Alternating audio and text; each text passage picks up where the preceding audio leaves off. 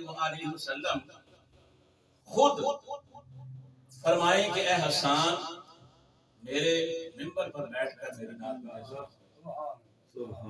اور وہ حسان کے جن کے لیے بعض روایات میں آتا ہے کہ سرکار دو عالم صلی اللہ علیہ وآلہ وسلم اپنی چادر مبارکہ بچھا دیں اور فرمائیں کہ حسان میری اس چادر پر بیٹھ کر میری نعت پڑھے۔ کیا خوش بختی تھی اس صحابی رسول کی اور دیگر صحابہ کرام جن میں حضرت کعب بن زہیر رضی اللہ تعالیٰ عنہ اور حضرت عبداللہ بن رواحہ رحمۃ اللہ علیہ اور حضرت نابغہ جادی رضی اللہ تعالیٰ عنہ جیسے اکابر صحابہ کرام نے نبی پاک صلی اللہ علیہ وآلہ وسلم کے سامنے آپ کو آپ کی نعت سنائی۔ اور حضرت نابغہ جادی کا ذکر آیا تو ان کا واقعہ عرض کرتا چلوں کہ حضرت نابغہ جادی رضی اللہ تعالیٰ عنہ نے نبی پاک صلی اللہ علیہ وسلم کی شان میں قصیدہ لکھا، حضور کو سنایا۔ نبی پاک صلی اللہ علیہ وآلہ وسلم آپ کے قصیدے سے اس قدر خوش ہوئے کہ آپ نے اپنے صحابی کو دعا دی، اور دعا کے الفاظ میں دی، اس کا مفہوم، اس کا ترجمہ یہ ہے، اے نابغہ جادی خدا تمہارے منہ کی مہر کو سلامت رکھے، خدا تمہارے منہ کی مہر کو سلامت رکھے۔ حضرت نابغہ جادی کے ساتھی صحابی فرماتے ہیں کہ میں نے دیکھا کہ حضرت نابغہ جادی کی عمر 100 سال سے زائد ہوئی، 100 سال سے زائد ہوئی، اور میں نے دیکھا کہ اتنی عمر پانے کے باوجود بھی تا دم آخر حضرت نابغہ جادی کے منہ میں جو دانت تھے وہ صحیح سلامت رہے۔ سبحان اللہ، اتنی عمر کے باوجود بھی ان کے منہ میں دانت بالکل صحیح سلامت رہے، اور کہتے ہیں کہ مجھے نبی پاک صلی اللہ علیہ وسلم کی اس دعا کا اثر معلوم ہوا، اثر محسوس ہوا کہ آپ صلی اللہ علیہ وسلم نے انہیں جو دعا دی تھی، اپنی تعریف سن کر، اپنی نعت سن کر، حضرت نابغہ جادی نے جس منہ سے، جس دہان مبارک سے سرکار کی تعریف میں کلمات ادا کیے تھے، تو میرے آقا نے کہا کہ اے نابغہ جادی اللہ تمہارے منہ کی مہر کو سلامت رکھے،